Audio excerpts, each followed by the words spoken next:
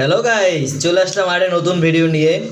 তো বাসায় আজকে শাক রান্না হচ্ছে, সেটাই শেয়ার করবো আপনাদের মাঝে। আজ শাকগুলো খুবই তরতাজা।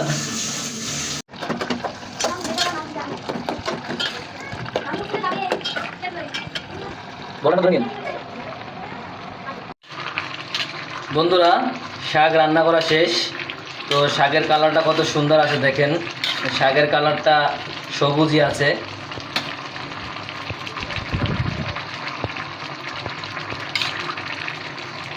শাক রান্না শেষ। ভিউয়ার্স দেখেন শাকের কালারটা কত সুন্দর।